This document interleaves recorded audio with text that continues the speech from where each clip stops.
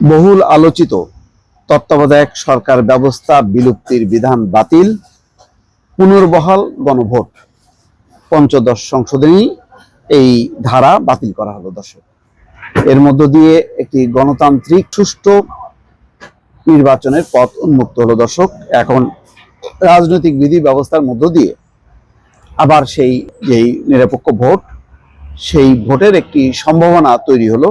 এখানে বলা হচ্ছে, খবরের নির্দলীয় তত্ত্বাবধায়ক সরকার ব্যবস্থা বিলুপ্তি সংক্রান্ত পঞ্চদশ সংশোধনী আইনের 20 ও 21 ধারা সংবিধানের সঙ্গে সাংঘর্ষিক ও বাতিল ঘোষণা করে রায় দিয়েছে হাইকোর্ট।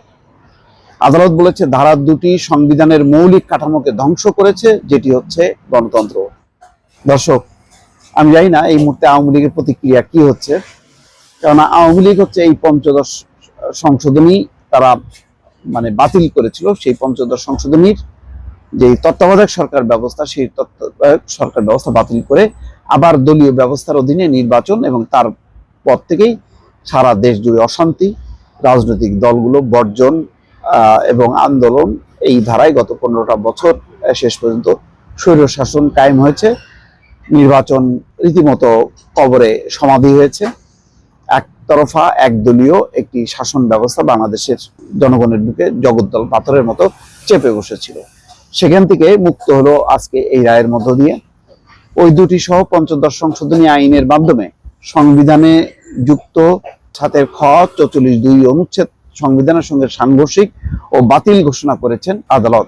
বহুল আলোচিত তত্ত্বাবধায়ক সরকার ব্যবস্থা বিলোপ সহ বেশ কিছু বিষয়ে আনা সংবিধানের পঞ্চদশ সংশোধনী আইন ও আইনের কয়েকটি ধারার বৈধতা নিয়ে পৃথক রিটের চূড়ান্ত শুনানি শেষে বিচারপতি ফারাহ মাহবুব ও বিচারপতি দেবাশিস রায় চৌধুরীর সমন্বয়ে গঠিত হাইকোর্ট বেঞ্চ আজ মঙ্গলবার এই রায় দেন।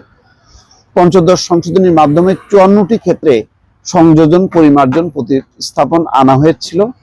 রায়ে আদালত বলেছে, পঞ্চদশ সংশোধনী আইন পুরোটা বাতিল করা হচ্ছে না, বাকি বিধানগুলোর বিষয়ে সিদ্ধান্ত নেওয়ার ভার আগামী জাতীয় সংসদের উপর ছেড়ে দিয়েছেন আদালত। রায়ে আদালত বলেছেন, সংসদ আইন অনুযায়ী জনগণের মতামত নিয়ে বিধানগুলো সংশোধন, পরিমার্জন ও পরিবর্তন করবে। যাই হোক দর্শক, এর বিস্তারিত দিক নিশ্চয়ই আপনারা জানতে পারবেন, কিন্তু মূল কথা হলো, জনগণ আন্দোলনের মধ্য দিয়ে যে তত্ত্বাবধায়ক সরকার ব্যবস্থা কায়েম করেছিল, এবং তারপর থেকে যেই 91, 96, 2001 পর্যন্ত যে নির্বাচন হয়েছিল, মোটামুটি সবাই বলছে যে বাংলাদেশের ইতিহাসে যতগুলো নির্বাচন হয়েছে, 12টির মতন জাতীয় নির্বাচন হয়েছে, তার মধ্যে এই 4টি নির্বাচন ছিল নিরপেক্ষ, তুলনামূলক বিচারে নিরপেক্ষ, ভালো নির্বাচন। কিন্তু আওয়ামী লীগ সেটি বিলুপ্ত করেছে একটাই কারণ, যে তারা আজীবন ক্ষমতায় থাকতে চেয়েছিল। আজীবন ক্ষমতার থাকার মানুষে তারা সংবিধানের যেই তাদেরই আন্দোলন, যে আন্দোলন করেছিল আওয়ামী লীগ এবং জামাত মোটামুটি ঐক্যবদ্ধভাবে, সেই ধারাটা তারা বাতিল করেছিল। আওয়ামী লীগ শুধুমাত্র এবং সবার মতামতকে উপেক্ষা করে, সংসদীয় কমিটির যে সুপারিশ ছিল সেই সুপারিশ পর্যন্ত তারা উপেক্ষা করে আজকে সেই আওয়ামী লীগের পতন ঘটেছে।